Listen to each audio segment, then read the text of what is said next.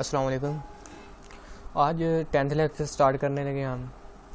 तो हम डिस्कस कर रहे थे प्रीवियसली फ्राइडल क्राफ्ट अल्काइलेशन। तो अब एल्डिहाइड्स और कीटोन को हमने डिस्कस करना है। एल्डिहाइड और कीटोन जो हैं वो प्रोटॉनिक एसिड से कैटालाइज होते हैं। प्रोटॉनिक एसिड इनका एज ए कैटालिस्ट यूज इस्तेमाल होता है। और लिमिटेशन है प्रोटॉनिक एसिड की कि जो कार्बोनाइल कंपाउंड है उसकी सेल्फ कंडेंसेशन हो जाती है। ये कार्बोनाइल कंपाउंड कंडेंसेशन हो जाता है जबकि हालांकि जहाँ पे ना वो इंटरमॉलिक्यूलर हो वहाँ पे अल्काइलेशन ठीक होती है, लेकिन दूसरे जब किसी और दूसरे रिएक्टेंट के साथ रिएक्ट करते वक्त इसकी ना सेल्फ कंडेंसेशन हो जाती है। सेकेंडली इसका मैकेनिज्म है, सो वी डिस्कस दैट।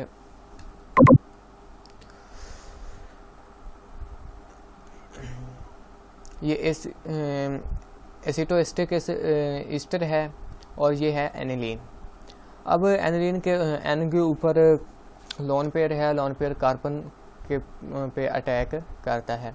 अब ये कार्बन भी है और ये भी कार्बन है। अब ये यहाँ पे अटैक क्यों नहीं करता, यहाँ पे अटैक करता है। इसकी बेसिकली वजह ये है कि इस कार्बन के साथ ये मिथाइल ग्रुप लगा हुआ है, ये ऑक्सीजन लगा हुआ है, इसके साथ ये ऑक्सीजन लगा हुआ है और इधर भी ऑक्सीजन के साथ इथाइल ग्रुप लगा हुआ है। अब देखें इसके साथ जो इस कार्बन के साथ जो ग्रुप्स लगे हुए हैं, मतलब कि दो ऑक्सीजन, वो ज़्यादा इलेक्ट्रोनेगेटिव हैं एज कम्पेयर टू यहाँ पे। तो यहाँ पे इलेक्ट्रोनेगेटिविटी है, तो ये ज़्यादा इलेक्ट्रोनेगेटिविटी है, तो इस पे इलेक्ट्रोपॉजिटिविटी भी इस कार्बन पे ज़्यादा आएगी इस कार्बन की निस्बत। सो ये जो लोन पेयर है ये यहाँ पे अटैक करता है, ये वाला बॉन्ड यहाँ से ब्रेक हो जाता है और ये वाला जो लोन पेयर है ऑक्सीजन का, ये यहाँ से ये हाइड्रोजन जो है इस पे अटैक करता है और ये बॉन्ड शिफ्ट हो जाता है इधर अमाइन ग्रुप के नाइट्रोजन पे। तो ये हमारे पास प्रोडक्ट बनती है।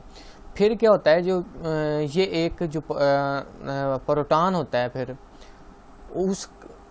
उसके ऊपर अटैक करता है ये वाला लोन पेयर। ये लोन पेयर ने इस पे अटैक किया तो क्या बनता है, तो यहाँ OH ग्रुप बन जाता है। और अब ये एक OH ग्रुप बन गया। अब क्या होगा कि यहाँ पे ये वाला पाइप जो बॉन्ड है ये यहाँ पे इस कार्बन पे अटैक करेगा।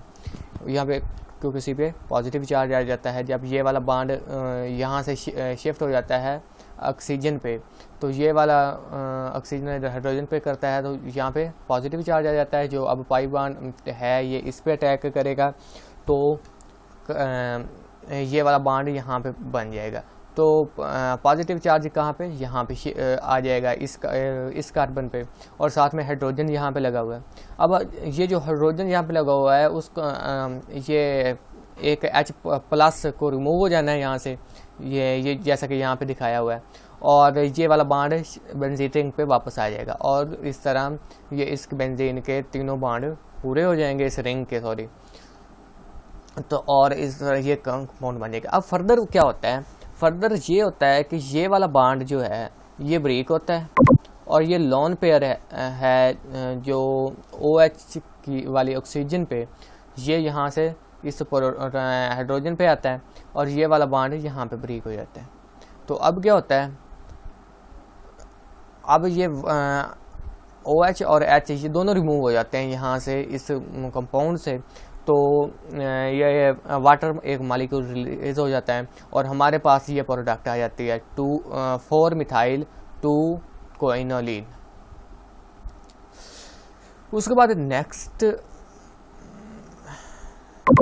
नेक्स्ट हम स्टार्ट करते हैं। तो नेक्स्ट हमारे पास है स्क्रैप सिंथेसिस, यानी कि कोइनोलिन हमने यहाँ पे प्रिपेयर करनी है और ये बहुत इंपॉर्टेंट रिएक्शन है।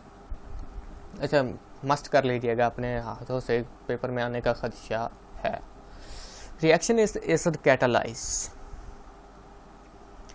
अब ये एसिड है एक, ये वाला बॉन्ड यहाँ से ब्रेक होता है, ऑक्सीजन पे शिफ्ट हुआ, यहाँ पे कार्बन पे पॉजिटिव चार्ज आ जाएगा और ये वाला लोन पेयर प्रोटॉन पे अटैक करेगा तो क्या होगा कि यहाँ पे OH ग्रुप आ गया, यहाँ पे कार्बन पे वही पॉजिटिव चार्ज आ गया। अब नेक्स्ट स्टेप में क्या होता है, ये वाला जो पाई इलेक्ट्रॉन्स है, पाई बॉन्ड है, ये अटैक करते हैं यहाँ पे पाई इलेक्ट्रॉन्स कार्बन पे, पॉजिटिव वाले पे।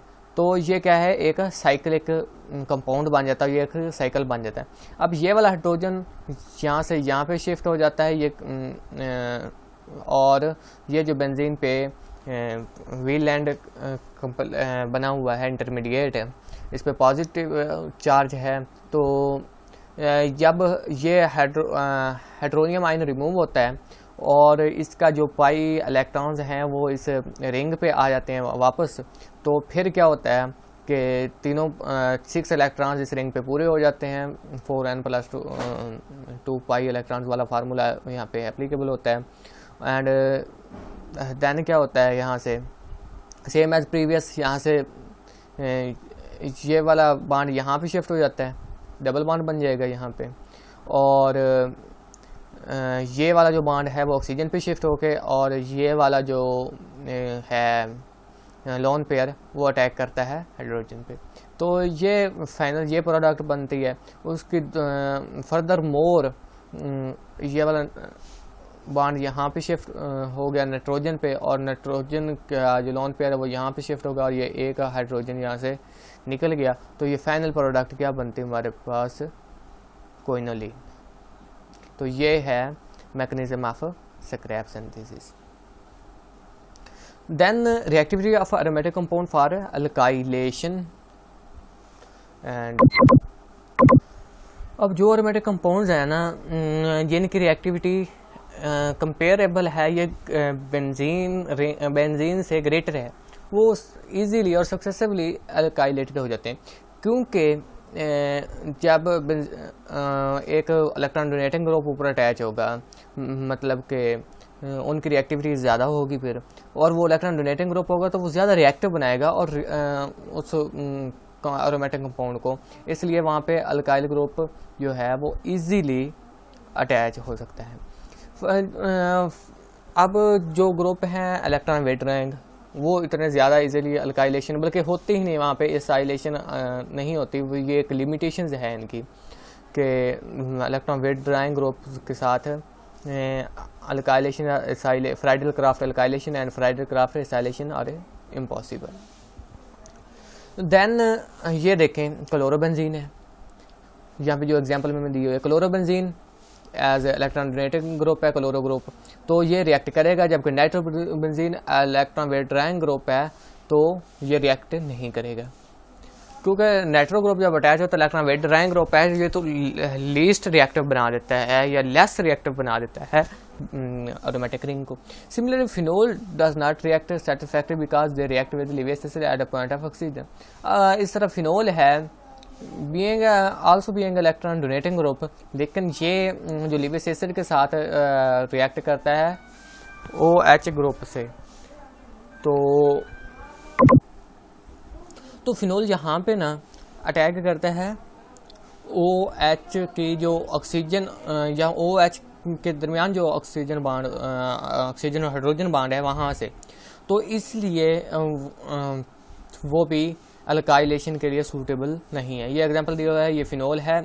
जब इसने लिवियस एसिड के साथ अटैक किया तो होना तो ये चाहिए कि ये अराइल ग्रुप यानी कि रिंग, बेंजीन रिंग वाला और ये वाला बॉन्ड टूटना चाहिए था, लेकिन होता क्या है कि ये OH बॉन्ड यहाँ से टूटता है। ये देखें अराइल ग्रुप, और अराइल के साथ O आ गया और आगे ये लग जाता है और ICl बन जाता है। इसलिए ये भी एक इसकी लिमिटेशन है अल्काइलेशन की। सेकेंडली,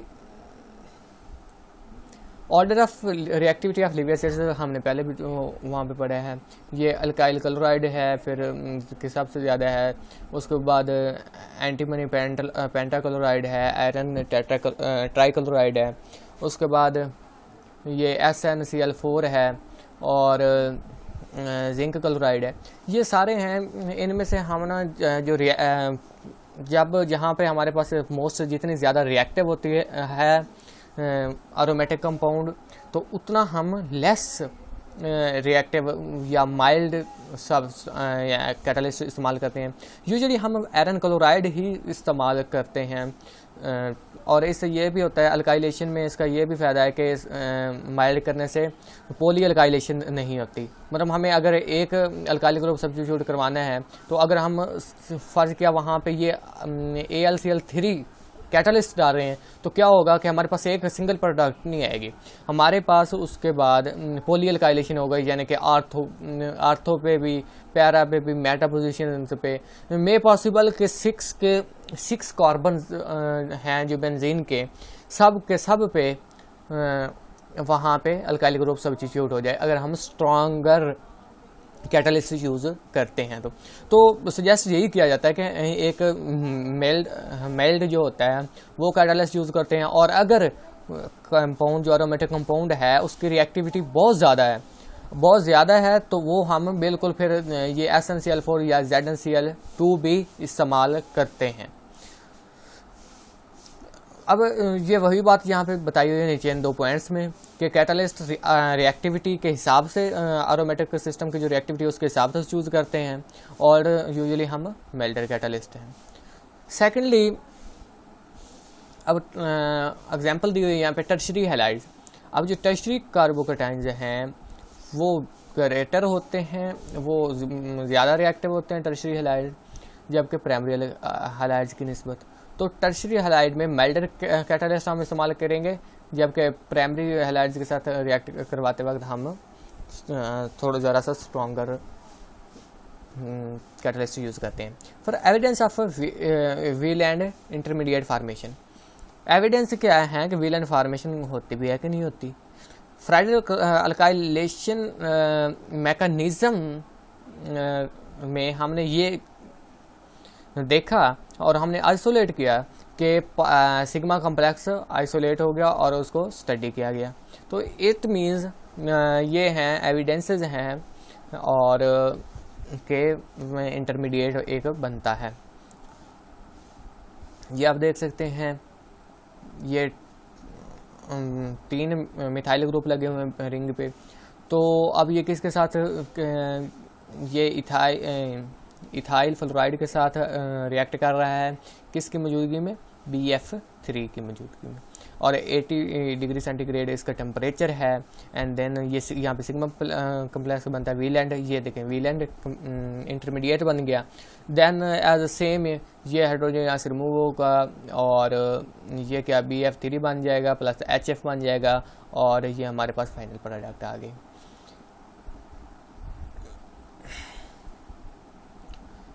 और ये क्या है, ये ऑरेंज क्रिस्टलाइन सॉलिड है, ये जो सिग्मा कम्प्लेक्स बताया हुआ है, which decomposes at 15 degree to yield alkylated products. And then limitation of Friedel craft alkylation. अब फ्राइडल क्राफ्ट अल्काइलेशन की पहली लिमिटेशन ये है कि पॉली अल्काइलेशन हो जाती है, यानी कि क्योंकि जब यहाँ पे रिएक्टिव सब्सटेंस होता है, हमने फर्ज किया एक अल्काइल ग्रुप लगाना है तो क्या होगा कि एक से ज़्यादा आर्थो मेटा पैरा पोजीशंस पे वो अल्काइलेशन हो जाती है। तो क्योंकि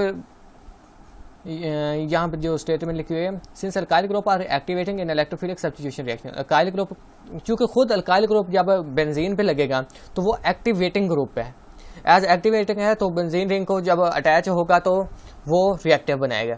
अब रिएक्टिव बनाएगा, अब हमारे पास सोल्यूशन में क्या मौजूद है, हमारे पास सोल्यूशन में कैटलिस्ट भी मौजूद है, हमारे पास वो हैलाइड भी मौजूद होगा जिसके साथ हम एक्टिवेट करवा रहे हैं, रिएक्शन करवा रहे हैं। तो ये बहुत ज़्यादा मुमकिन है कि फर्दर उसकी अल्काइलेशन हो जाए।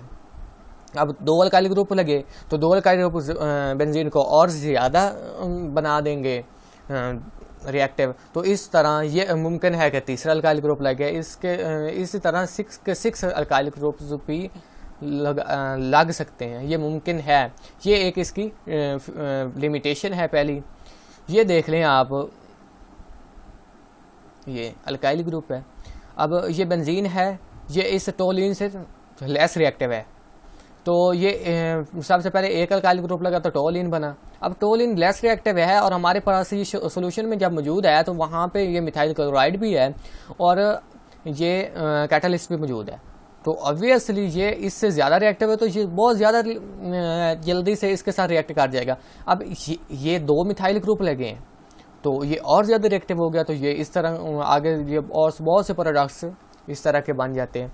तो ये देखें यहाँ पे ये जो फाइनल प्रोडक्ट हमारे पास बना हुआ है तो ये इसमें 6 ही हाइड्रोजन रिप्लेस होकर वहाँ पे मिथाइल ग्रुप लग गए हैं। तो ये अल्काइलेशन की एक लिमिटेशन थी। तो इसको कंट्रोल कैसे किया जाता है? मोस्टली हम यहाँ पे जो कैटलिस्ट हैं वो बिल्कुल वेरी मिल्डर किस्म का डालते हैं, माइल्ड किस्म का या बहुत ही वीक कैटलिस्ट डालते हैं। दूसरा हम कैटलिस्ट की मिकदार को कंट्रोल करते हैं, मतलब थोड़ी सी मिकदार डालते हैं। और इसी तरह ये जिस मिथाइल क्लोराइड है या जो भी अल्काइल हैलाइड के साथ हम रिएक्ट करवा रहे हैं वो भी थोड़ी मिकदार में करके तो डाल के इस तरह हम उसकी रिएक्टिविटी इस ये पॉली अल्काइलेशन को हम कम कर सकते हैं। और ये काम कर दें और ये जो एरोमेटिक कंपाउंड है इसको हम ज़्यादा कर दें तो ये पॉसिबल है कि हम मोनोअल्काइलेटेड ले सकते हैं। देन है रीअरेंजमेंट और आइसोमराइजेशन। अब क्या होता है कि जो प्राइमरी कार्बोकेटाइन बनता है वो या जो प्राइमरी ग्रुप है हमने पढ़ा है कि primary alkyl halide less stable हैं, उससे ज़्यादा स्टेबल होते हैं। सेकेंडरी कार्बोकेटाइन है उसके ज़्यादा स्टेबल होते हैं टर्शियरी कार्बोकेटाइंस। अब ये जो बेंजीन है यहाँ पे ये जब रिएक्ट करते प्राइमरी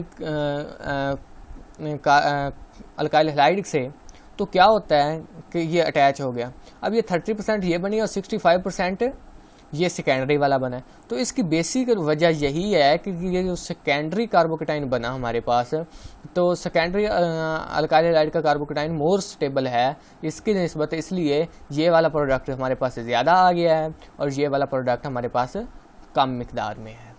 तो ये इस तरह क्या होना तो ये चाहिए कि ये सारा का सारा इस रिएक्शन के हिसाब से ये बनना चाहिए, लेकिन ये वाला नीचे वाला प्रोडक्ट ज़्यादा बन जाता है। तो इसकी वजह यही है कि ये स्टेबिलिटी की तरफ जा रहा है as compare to isopropyl benzene, ये ज़्यादा स्टेबल है as compare to normal propyl benzene.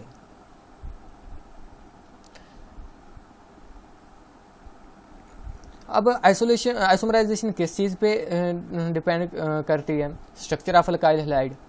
अब स्ट्रक्चर ऑफ अल्काइल हैलाइड कैसा है? और अगर प्राइमरी अल्काइल हैलाइड है तो वो सेकेंडरी में तब्दील हो जाती है और सेकेंडरी है तो टर्शियरी में मोस्टली चला जाता है। टर्शियरी में भी आगे लिमिटेशन आ जाती हैं क्योंकि टर्शियरी अल्काइल हैलाइड जितना टर्शियरी कार्बोकेटाइन जितना ज़्यादा स्टेबल होता है लेकिन वो उतना ज़्यादा लेस रिएक्टिव भी होता है बाज़ औक़ात। तो मोस्टली प्राइमरी वाले जो अल्काइल हैलाइड हैं वो सेकेंडरी की तरफ ही शिफ्ट होते हैं। हाँ अलबत्ता सेकेंडरी वाले बाज़ औक़ात टर्शियरी की तरफ चले जाते हैं लेकिन मोस्टली सेकेंडरी की तरफ ज़्यादा स्टेबिलिटी हो क्योंकि सेकेंडरी अल्काइल हैलाइड स्टेबल होने के साथ साथ रिएक्टिव टर्शियरी अल्काइल हैलाइड से रिएक्टिव भी हैं, जबकि टर्शियरी अल्काइल हैलाइड स्टेबल तो ज़्यादा हैं इससे प्राइमरी अल्काइल हैलाइड से, लेकिन उनके जो कार्बोकेटाइन होते हैं टर्शियरी अल्काइल हैलाइड के वो स्टेबल होने के साथ साथ वो लेस रिएक्टिव भी होते हैं। इसलिए मोस्टली सेकेंडरी कार्बोकेटाइंस को ज़्यादा तरजीह दी जाती है। तो नेचर ऑफ द कैटलिस्ट। अब अगर कैटलिस्ट स्ट्रॉन्ग किस्म का है तो साफ ज़ाहिर बात है कि वो रीअरेंजमेंट होगी और अगर वीक है तो इतनी ज़्यादा रीअरेंजमेंट नहीं होगी। Reactivity of aromatic compound use. अब एरोमेटिक कंपाउंड की रिएक्टिविटी भी डिपेंड करता है। और सेकेंडली नेक्स्ट है rearrangement in common in primary और secondary alkyl halide due to stabilization of carbocation. ये रीअरेंजमेंट इनमें प्राइमरी और सेकेंडरी अल्काइल हैलाइड्स में होती है। अब क्योंकि टर्शियरी तो ऑलरेडी स्टेबल है वो अब सेकेंडरी की तरफ तो नहीं आएगा ना, प्राइमरी सेकेंडरी की तरफ जा सकता है और सेकेंडरी टर्शियरी की तरफ। Benzene plus tertiary pentenyl chloride reagent during alkylation in presence of levious acids to give 2-methyl 3-phenyl butane।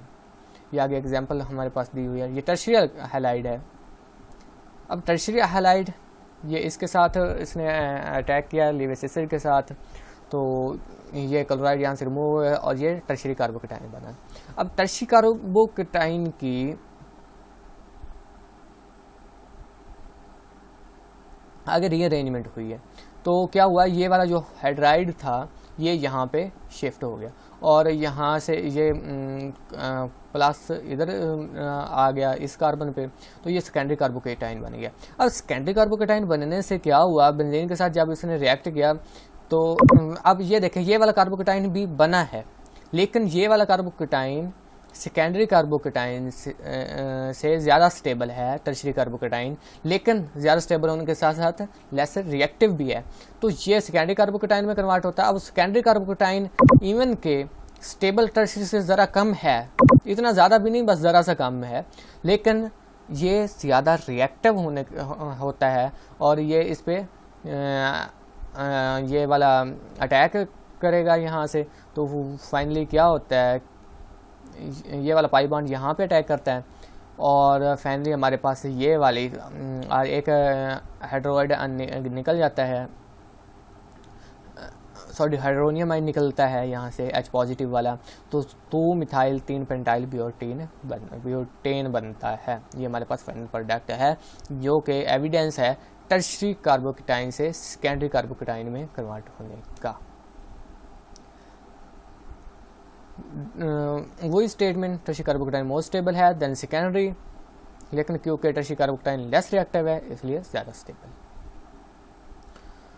To overcome rearrangement issue को ओवरकम करने के लिए लेस रिएक्टिव लीविस एसिड इस्तेमाल किया जाता है। उसके बाद ये आयरन क्लोराइड है, ये इतनी ज़्यादा रीअरेंजमेंट अलाउ नहीं करता, product will be obtained as tertiary carbocation, और हम टर्शियरी कार्बोकेटाइन की मौजूदगी में लेते हैं। अब ये हमने जो पिछली ये वाला हम जो मैकेनिज्म पढ़ रहे थे, यहाँ पे aluminium chloride most stable most strong Lewis acid है ये वाला, और ये बहुत ही रिएक्टिव लीविस एसिड है, इसलिए इसने टर्शियरी को सेकेंडरी में कन्वर्ट करते हैं। अब जो आयरन क्लोराइड है ये माइल्ड लेवल का कैटलिस्ट है, तो ये टर्शियरी कार्बोकेटाइन की रीअरेंजमेंट उतनी अच्छी तरीके से नहीं करवाता। देन ये आ गया ये प्राइमरी अल्काइल हैलाइड है हमारे पास। अब प्राइमरी अल्काइल हैलाइड किस पे कन्वर्ट होता है, इसमें AlCl3 हमने कौन सा किया है, स्ट्रॉन्ग वाला यहाँ पे किया है कैटलिस्ट यूज, तो क्या होगा, ये प्राइमरी कार्बोकेटाइन बना। अब ये यहाँ वहाँ पीछे में हमने हाइड्राइड शिफ्ट करवाया था, यहाँ पे मिथाइल शिफ्ट होता है। अब मिथाइल शिफ्ट होने से तो ये क्या हुआ, ये मिथाइल यहाँ पे शिफ्ट हो गया, तो यहाँ पे पॉजिटिव चार्ज आएगा। अब यहाँ पे पॉजिटिव चार्ज आ गया, ये आप माउस कर्सर को देख सकते हैं, तो पॉजिटिव चार्ज यहाँ पे 3 कार्बोकेटाइन बन गया। अब 3 टर्शियरी कार्बोकेटाइन बना, तो ये बेंजीन के साथ रिएक्ट किया इसने, तो ये 100% फॉर्मेशन किसकी हो गई, इसकी टर्शियरी कार्बोकेटाइन ने इसको यहाँ पे अरेंज किया। ये देखें दैट्स रीअरेंजमेंट मैकेनिज्म। सो हम जेन में रख सकते हैं, अगर हम यहाँ पे नहीं करवाना चाहते अगर इतने ज़्यादा रीअरेंजमेंट, तो हम माइल्ड कैटलिस्ट अगर यूज़ करें तो मैक्सिमम ये सेकेंडरी तक जाएगा, टर्शियरी तक नहीं जा सकता। तो then if aromatic system is highly active then again rearrangement is suppressed. अब क्या होता है कि अरोमेटिक सिस्टम अगर ज़्यादा रिएक्टिव हो जाए तभी भी ये रीअरेंजमेंट जो है वो सप्रेस हो जाएगी। अगर नाइट्रो ग्रुप लगा हुआ तो फिर तो अल्काइलेशन होती नहीं है। अगर बेंजीन है, बेंजीन के निस्बत अगर टॉलीन है तो टॉलीन में रीअरेंजमेंट ज़्यादा सप्रेस होगी as compare to benzene. Carbocation जैसे ही बनती है तो बेंजीन अपने रिएक्टिविटी एरोमेटिक कंपाउंड अपने रिएक्टिविटी के हिसाब से रिएक्ट करता है। अगर ज़्यादा रिएक्टिव होगा तो रीअरेंजमेंट से पहले ही वो रिएक्ट कर जाएगा, और अगर लेस रिएक्टिव होगा तो पहले रीअरेंजमेंट हो जाएगी और फिर रिएक्ट करेगा। तो इस तरह जितना ज़्यादा रिएक्टिव होगा एरोमेटिक कंपाउंड, उतने ही चांसेस रीअरेंजमेंट के कम हो जाते हैं। अब अल्काइलेशन इज रिवर्सिबल। एल्काइलेशन क्या होती है, ये एक रिवर्सिबल प्रोसेस है, और क्या है थर्मोडाइनमिकली कंट्रोल्ड भी है, and methyl alkyl derivatives are more stable thermodynamically in mono-substituted benzene, so these products are obtained in more concentrations. अब बेंजीन है, ये इथाइल ब्रोमाइड के साथ इसने रिएक्ट किया अल्काइल ब्रोमाइड के साथ, तो ये हमारे पास ये इसके all are meta to each other, ये अब मेटा पे हैं, तो ये अब सब स्टेबल एक प्रोडक्ट बन गया है, तो ये मोर स्टेबल कंपाउंड बना है, इसलिए ये ज़्यादा मतलब के है, सॉरी, इसलिए ये ज़्यादा स्टेबल है क्योंकि ये तीनों मेटा स्टेट पे हैं एक दूसरे पे। एंड देन हमारे पास है यहाँ पे फ्राइडल क्राफ्ट अल्काइलेशन, यहाँ तक हमारे पास क्लियर हो गया। ये सारे कंसेप्ट हमने सारे यहाँ पे मैकेनिज्म पढ़ लिए, हमने कैटलिस्ट के इफेक्ट यहाँ पे स्टडी कर लिए कि कौन सा कैटलिस्ट हो तो क्या इफेक्ट होता है, रीअरेंजमेंट कैसे होती है, पॉली अल्काइलेशन हमने पढ़ी का कंसेप्ट हमने यहाँ पे कर लिया। उम्मीद है कि यहाँ तक आपको सारा क्लियर हो गया। अब हम स्टार्ट करने लगे हैं फ्राइडल क्राफ्ट एसाइलेशन। अब फ्राइडल क्राफ्ट एसाइलेशन में फ्राइडल क्राफ्ट अल्काइलेशन की तरह ही होती है, लेकिन यहाँ पे जो ग्रुप सब्स्टिट्यूट होता है रिंग एरोमेटिक रिंग पे, वो अल्काइल ग्रुप नहीं बल्कि वो एसाइल ग्रुप होता है। देन ये एसिड क्लोराइड या एनहाइड्रेट की करता है एसाइलेशन, और उसके बाद जो इसमें कैटलिस्ट होता है वो लीवियस एसिड ही यूज़ होता है एज फ्राइडल क्राफ्ट अल्काइलेशन। और इसका मैकेनिज्म है Lewis acid catalyser by two different ways depending upon reaction condition, दो डिफरेंट वेज में होता है, लेकिन ओवरऑल जो मैकेनिज्म होता है बोथ सेम, वो सेम ही होता है। अब देखिए ये जो एसिड है लीवियस एसिड, इसने अटैक किया एसिड क्लोराइड पे, ये वाला जो हमारे पास है, तो अब ये एसिलियम आयन हमारे पास बन जाता है इस तरह, सी डबल बॉन्ड हो, ये क्लोराइड यहाँ पे तो और एसिलियम आयन यहाँ पे पॉजिटिव चार्ज बन। इसी तरह ये दूसरा एक और है एसिड एनहाइड्राइड, तो एसिड क्लोराइड या एसिड एनहाइड्राइड हम की मौजूदगी ये देते हैं, एसिलियम आयन देते हैं। एसिड क्लोराइड या एसिड एनहाइड्राइड किसके साथ रिएक्ट करते हैं? कैटलिस्ट के साथ, लीवियस एसिड के साथ रिएक्ट करते हैं और एसिलियम आयन देते हैं। अब ये जो एसिलियम आयन बनता है ये आगे रिएक्ट करता है एरोमेटिक कंपाउंड के साथ, और इसका mechanism is near about same as compare to Friedel craft alkylation. And ये इस तरह है, ये इसने यहाँ पे रिएक्ट किया और ये जो हाइड्रोजन आयन है ये यहाँ पे शिफ्ट हो गया, तो ये C double bond O R complex हो गया, ये एक हाइड्रोजन रिमूव हो गया और ये हमारे पास फाइनल प्रोडक्ट बन गई। अब लीवियस एसिड का रिएक्टिविटी का ऑर्डर, अब for benzoylation of toluene and chlorobenzene और टोलिन की जो बेंजोइलेशन हमने करवानी है, यानी कि जो अल्काइलेशन करवानी है, उसके ये इनका ऑर्डर दिया हुआ है। SbCl5 है, FeCl3 है, AlCl3 है, SnCl4 है। यानी कैसा फ्राइडल क्राफ्ट लगाया, it is why to use weak acid in minimize the side reaction. तो वीक एसिड इस्तेमाल किया जाता है फ्राइडल क्राफ्ट अल्काइलेशन में, साइड रिएक्शन कम हूँ, लेकिन यहाँ पे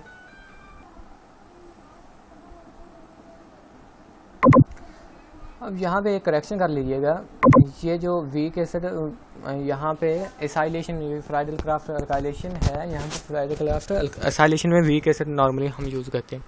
तो ये यहाँ पे हम दे सकते हैं, ये पॉलीमराइज हो जाता है thiophene during acylation by acetyl chloride in presence of AlCl3, लेकिन ये जब 10 क्लोराइड के जो कि एक वीक एसिड है, उस वीक कैटलिस्ट है, इसमें क्या होता है ये 80% यील्ड देता है। तो इसका मतलब ये हुआ कि वीक एसिड की मौजूदगी में एसाइलेशन अगर करवाई जाए तो प्रोडक्शन प्रोडक्ट हमारे पास ज़्यादा आ सकती है।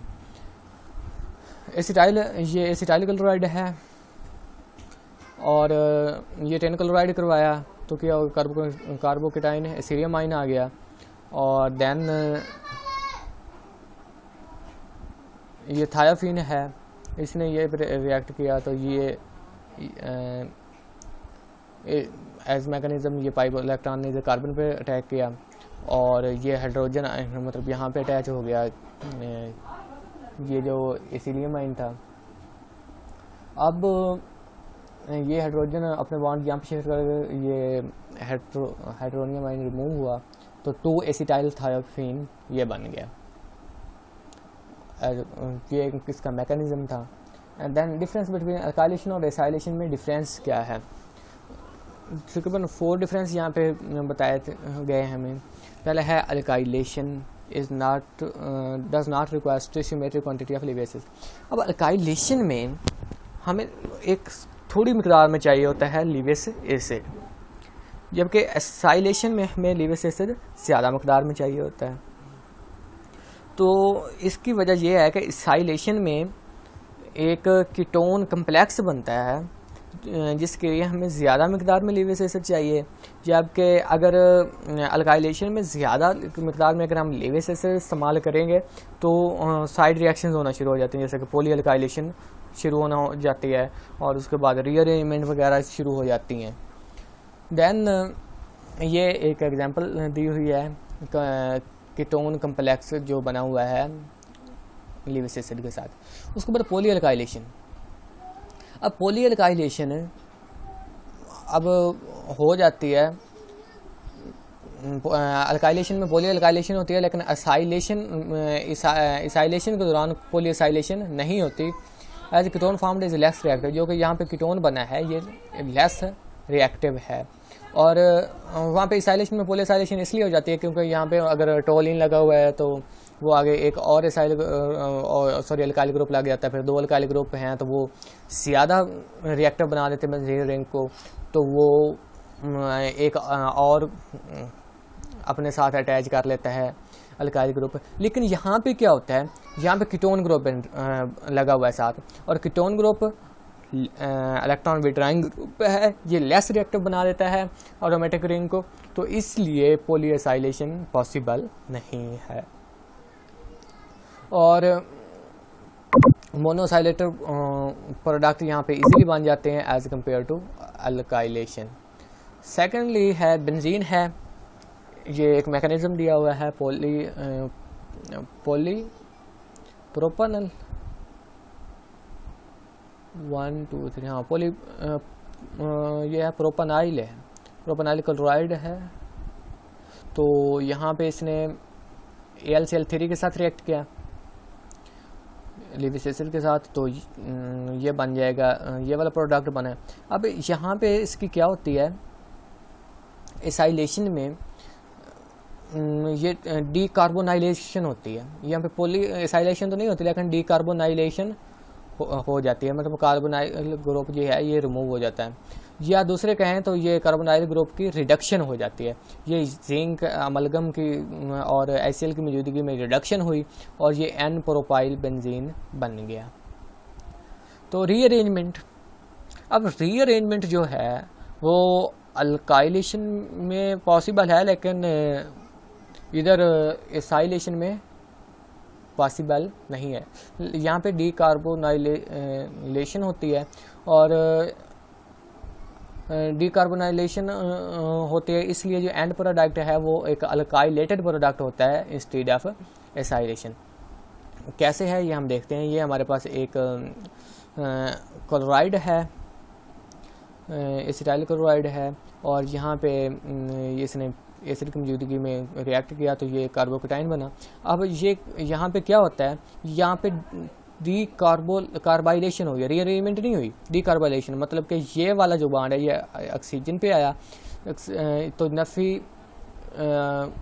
ये CO ग्रुप कार्बन मोनोऑक्साइड ये निकल गया, तो अब क्या बना, ये वाला जो कंपाउंड बन जाएगा मतलब टर्शरी कार्बोकेटाइन बन जाएगा। और ये जब यहाँ पे अटैच होगा बेंजीन रिंग पे as the same mechanism alkylation का, तो ये एंड प्रोडक्ट एक हमारे पास अल्काइलेटेड प्रोडक्ट सब्स्टिट्यूशन आई है जबकि एसाइल की नहीं आई। मोर रिएक्टिव एरोमेटिक कंपाउंड होगा तो with acylium ion before the carbonylation happen. अब जितना अगर एरोमेटिक कंपाउंड मोर रिएक्टिव है, जैसे कि ये मिथाइल ग्रुप साथ में लगा हुआ है, तो अब ये ज़्यादा रिएक्टिव है। जितना ज़्यादा रिएक्टिव होगा तो ये वो डीकार्बोनाइलेशन होने से पहले ही रिएक्ट कर लेगा एरोमेटिक रिंग के साथ, और पैरामिथॉक्सी ये बन गया alkylated product. The complex of acylating agent with Lewis acid is very bulky. Ortho para directing monosubstitute benzene is very little amount the ortho product. और यहाँ पे क्या है, ortho para directing monosubstituted benzene give very little in amount the ortho product. Example है toluene which usually give 60% artho derivative on nitration, but in the case of acylation hardly give any zero methyl orthomethyl acetone and give over 85% para isomer। तो ये para isomer ज़्यादा देते हैं और ortho जो होते हैं वो बहुत ही कम देते हैं, आर्थो लिटिल अमाउंट में देते हैं। देन है ये एग्जांपल दी हुई है यहाँ पे फॉर्मेशन ऑफ पैरा आइसोमर्स की। अब टोलिन जब नाइट्रेशन करवाएगी तो ये 60% दे रही है, जबकि एसाइलेशन हुई है टोलिन की तो आर्थो प्रोडक्ट थोड़े से हैं, जबकि 85% पैरा प्रोडक्ट। तो एसाइलेशन में जो आर्थो वाले हैं वो बहुत ही कम मिकदार में प्रोडक्ट बनती है। एंड यहाँ पे हमारा लेक्चर ख़त्म हुआ। असाइनमेंट आप खुद कर लीजिएगा और थैंक यू वेरी मच। और अपने ये यूट्यूब चैनल को सब्सक्राइब कर लीजिएगा बाकी लेक्चर्स के, ताकि आप आसानी से देख सकें। एंड शेयर कर दीजिए अपने दोस्तों को, ताकि जितना हो सके इससे इस्तेफादा ले सकें। और मुझे अपना फीडबैक लाजमी दीजिएगा इसके मुताबिक, ताकि अगर कोई इम्प्रूवमेंट मैं कर सकता हूँ तो मैं कर दूँगा, नो प्रॉब्लम। या आप अपने कोई कीमती आरा से दे सकते हैं मुझे। अल्लाह हाफिज़, दुआओं में याद रखिएगा।